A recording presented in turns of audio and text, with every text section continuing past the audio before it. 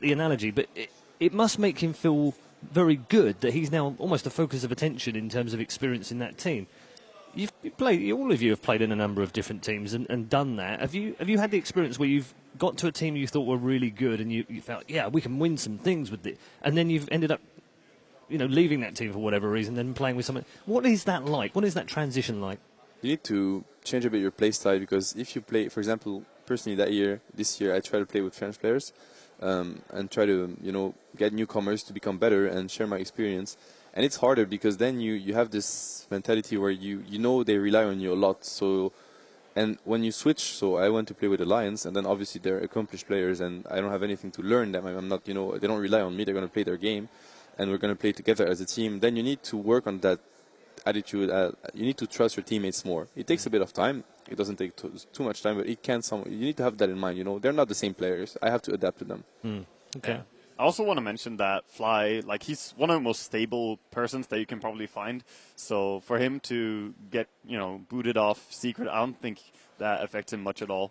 He's easily recovered. It's not really fair to entirely blame it, because he sort of swapped roles when he was moving into Secret. So he took a more core position where his most natural position, I would say, is being a support player. Yeah. And it kind of takes time when you're transitioning into a different role. He was playing offlane for a while there, and it didn't suit him as well. He also played mid for some time, but support is where he really shines. And to outsiders, it wasn't really clear that he was the problem. We didn't really think that Fly didn't mesh well with the team. No. It was more of an internal thing, and sometimes chemistry just doesn't work out. For example, with Vici and removing Black and bringing in someone else, it seems better on paper, but you never actually know the inner workings until you actually try it. That's true. You can't know how a team functions if you're not inside of it, because, there are so many things to it. Not just how you perform in-game, but also how you communicate. Something that Fly even highlighted himself. This is super important to him and to Complexity. And, I started in a lot for Team Meepon. That's not a team anymore, but Fly was playing with them before he joined Complexity. And he's the type of player where I can tell, if he's experienced, right, amongst the Complexity right now, he's the most experienced Dota player amongst them, but he's going to give them space as well. He's very calm. He's not the guy that's going to try to control his teammates. I know what I'm doing, listen to me. He's going to be very calm. He's going to give them the space they need, but he's also going to be there when they need him. All right, I don't think that's the right move. I think we should do that instead. But they're going to, grow as players and as a team around him, and that's very good. Okay, you'll forgive me for not knowing your personal lives, all that detail, but I just wondered whether any of you have played with siblings or cousins or family members at all. I just wondered whether any of you... No, my family, they shun Dota. Until, That's not good. No, they've come to understand it and like it more. All right. I made them watch Free-to-Play. That was a good...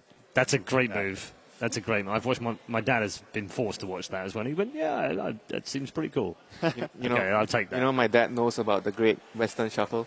Really? Yeah. Wow. Okay. Do you want to share that with us now? When BTS came to Malaysia to cast a tournament, so I brought Andrew, Zari, and Gods for dinner, and they sat down, and my dad saw them, and the first question he asked them, "What do you guys think about the Great Western Shuffle?" They were like, "That's brilliant! I love that." Yeah, they were they were just stunned, and they were looking at him. That's so cool. Yeah, that's brilliant. How about you two? Have you played with? I got into Dota because of my brother. Okay. So I guess it's somewhat similar to Jeremy when I just, saw my brother playing. I was like, oh, this is kind of interesting. Then tried it and then fell in love with it. My parents don't like it as much. They're more like, okay, well, now they're of the mentality, oh, if it makes you happy, then go on with it. Sure. So. Okay. I was only interested in the sense that, what is the dynamic in the team when you've got two of the team who are family members and they're brothers. How does that affect the rest of the team? Because they're very close, and we've seen, in the past they've gone through, and they've got the support from the parents, which I personally think is fantastic as well. Never even a hint of, what are you doing, why are you playing videos? Actually, it's more about, well, maybe you should think about playing a different game and being more successful. So that's really cool. But how does that affect the dynamic, do you think, within the team? I was standing for him for 1 week in the end of last year, and they have a very open communication between Swindle and his brother. So, they will be sort of harsh on each other sometimes, but they're brothers, so, they can take that. But they also said that quickly when I was playing with them, if you think it's too much or something, just say something. But they can very openly communicate. So I think Fly fits very well in because of that. Okay, thank you very much, gentlemen. We are ready to go back to the game, you'll be pleased to hear, so let's go and rejoin our commentary team. Toby, it's all yours. It's alive. Where were Live we? again. EG versus Complexity. We come back into just shy of the 26th minute, where Complexity are 8-4, and currently with the momentum in the game, but the momentum is swinging since. Yeah, it's as we talked about before the pause here. It just seems like EG have done a good job of slowing the game down. Okay, never mind. Hook shot pushing PPD back, fly right to mark. Coming of the Walrus Punch, PPD going to embrace himself. And polishing the hug is not enough. Chen will still find that nuke kill. And with the Wyvern down for 33 seconds, no buyback available, they've now lost the Winter's Curse. This is a potential where the Clink can move around during the fight without having too much trouble. I just don't think they're going to get a fight, though. EG will just go pushing bottom with Anti-Mage, they'll get They're almost going to force it. Just go up. You got the BKB over on the Clink. You've still got the Aegis Immortal for another 2 minutes. Twinmelons has a fresh off the Core now completely over on him. Inflicts the damage before the Wyvern's up. You've got Mud Golems coming. You've actually got double sets of Mud Golems. Technically, this could be 4 stuns you're looking at. Or actually 6 stuns. They just break free. Yeah. Move forward. It's going to just throw 2 rocks at Sumail. Fire Strike. Clinks dropping down low, but then again, they could hold him there. They do drop the Winter's Curse over on Clinks. Laguna Blade burning through the Aegis, the Immortal. As Complexity, they back off. They were attempting to TP out, but Owie lets off the song with the Siren Chen. He's still got the Hand of God available here, and who do they really want to be going on? They're looking for the opening, and it's going to be the Clinks, but the BKB, Yosef Rubb is going to get the BKB straight away, and then just run away to safety. Potentially could be sent back while the Anti-Mage is doing his work on the bottom lane. Took out the tier 3 tower, and can't even cancel the TP out. Fear is the way to safety, but it's a Burrow Strike chasing it up to Clinks. Real trouble right now, and there it is. Owie will come through for the Riptide kill. And Fear, so much work on the bot lane. That tier 3 tower as well, he's got to be happy. And they look for more actually. The Chen, Z-Freak, not out of home and host. Trying to run back up the tree line now. He's got no TP scroll, so he's a guaranteed kill here for Evil Geniuses. Actually, even more. Fly, he's low, no mana void available, but just 2 hits. Okay, you know that swing which we were tossing up a little bit? I think it's really swung. Yeah, EG are leading the game right now. I think Complexity have to get the next Aegis, and they have to take a chance. Like, the play they went for there, you see, this is the problem. They went for it while Fear was already halfway up the bottom lane. So when they go for the play, they have like a very small timing window to get into the top lane.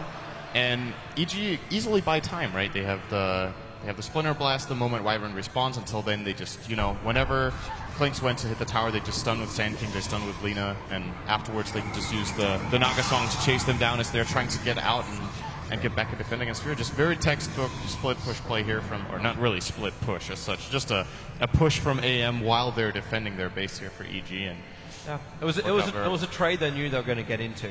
Like Complexity, you look at it, okay, we got an Aegis Immortal, maybe we can go up, we can inflict some level of damage, and then Fear, he was already pushing the tier 2 tower, then reaches the tier 3, and it's that decision time. It's like, do we do this? And when they tried to make that decision to fall back, then now we kicked in. Then the Song of the Siren came in, and you couldn't get heroes back fast enough. It's one of those moments, it's really difficult to make the call right, because you don't know if Wyvern has buyback, but in hindsight, maybe they should have gone in, like, all in on that push, where they don't just send Clinks to slowly push the tower with his Deso, but they send in Clinks, the Quap goes to hit it, they hook shot in, they get the snowball play and just, commit everything. When it was a little bit half and half, it seemed like they just tried to slow push while they were being split by AM. It's just not going to work. It seemed odd, and this is one of those things too where you got to keep your composure as we do go through these pause phases and try and work out the problems. Complexity have to keep that momentum that they started at the beginning of this game. They had everything going their way. The rotations were perfect. Tuskar, Fly, he was finding hero pickoffs left, right, and center. The Clockworks, his hook shots were always finding good targets as well. And then Chen came through. You push the tier 2 towers, but as always, the biggest step you have is getting inside the enemy base. And it seems to be a step where Complexity is stumbling. You know what what Complexity has been missing this whole game? They've been missing a gem. The wards from EG have been doing so much work. Unless they had one and they just lost it from those kills, but I don't think Chen was I haven't seen one purchased. I don't remember seeing a gem. And it's kind of, let's check their store. There's one available at least, so if they bought one, it would have been long ago. I think it's an oversight on their part. When you're dominating the game and you have a lineup that's really good for finding pickoffs with like Clinks, Clock, Tusk, Quap. Like all those 4 heroes are really good at ganks. You can't allow the team to find vision. It's also what Mad said. What's keeping EG in the game is vision right now. It's the one thing they needed to counter.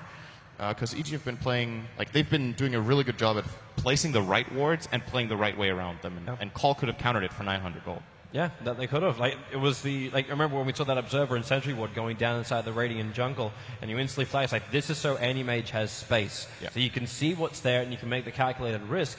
And it doesn't feel like since that point, like since those wards went down, that Fear's really been at risk. Like even when he was on the top lane, I remember there was this moment he was farming up, and there were 2 complexity heroes just looking at him, and it was a clockwork. You know you could hook shot in, but there wasn't enough control. You knew you couldn't get the pick off. And does this then come back to also, what are you going to be building up right now on the Queen of Pain or over on the Clinks? You've got BKB Desolator and you've got Aghanim's Octarine. This is a non-disabled lineup. There's no control on the anti-mage. It really does feel like an all-in style push, which when Complexity had the moment to do so, they lose the trade-off. It wasn't even an advantage trade. Like they lost 3 big heroes, actually more than that, and you lost a tier 3 tower for inflicting, I think it was minimal damage. Yeah, okay, they got half. They took half of the tier 3 tower on the top lane. It wasn't a big enough of a trade. I just think it's simply a flaw in their strategizing here that they don't have an Orchid on either Clinks or Quap, or at least that she went for a Hex. Like, when you're ahead and you're dominating, this is the classic play that we've seen time and time again, and why Clinks actually became a pick against AM if you go back a year and a half. You just went Orchid on Clinks and shut him down when he was roaming around. This time they just don't have it. Well, these are our thoughts. We'll see if the panelists still agree with them, so it's back over to you, Red. Thank you very much, Toby. Yes, unfortunately, in another pause, it does give us a chance to examine a couple of minutes of play anyway. Anything you saw in that couple of minutes? Because you all agreed and said Complexity need to isolate EG players and pick them off. They got PPD, but then they kind of got isolated themselves and got picked off as well. A bit messy. Oh, their high ground push, they got punished really hard there. They tried to do the send back home and just disjoint because Anti-Mage was split pushing, so they needed to get back. But in the end, the Yule Scepter came out and kept the Clinks in place, where after he BKB'd, he could still not run away. They have some good heroes against BKB. And, they got punished really hard there. Yeah. So it was a misplay by the Clinks in the sense that when you get sent home, Yules can cancel the send home. But if you BKB before it, so you can't get Yules, you waste a BKB charge, but you get back to the fountain safely. Yeah. So he probably didn't think of the Yules because that's it's not a new change, but as Dota players, we're used to that nothing can cancel the send home. The hook thing, the fountain hook thing was the same story, but they changed it. I mean, it was changed a few months ago now, and he probably didn't have that in mind. So it was like, I'm safe, and then he got Yules, and then it was a disaster. So more like a habit. Exactly, a bad habit. Yeah. He was just looking at his HP, going like, "They can't kill me before I'm back." Right. Which was right. Yeah, he was right. He was fine. Yeah. Okay. Anything else that you've seen so far, Winter, in that? I think even Cinderan mentioned again, like the gem, the lacking of the gem is just a really severe problem here. The Vision giving EG the necessary information to make the plays that like Fear has been pushing without fear, because he had the Vision, he knew the supports were on their side of the map, and he was just like, okay, I can just force them to come back to base and make the play that he did. And also, condolences to PPD who suffered the post-pause death. There's always one. There's always a guy who dies after the pause. This time he has positioned himself very nicely. He's in his own jungle, safely tucked away. So I'm sure he's going to be fine. It usually happens to the captains, during the pause, you're like talking to everyone, and you totally forget that you are actually in the middle of somewhere. I was going to ask, do you go back to the game and you go, wait, where was I? And people can know it's a post death because you run into 5 people. It's not even, you're like actually completely out of position. It's because you just lost track of what happened. But what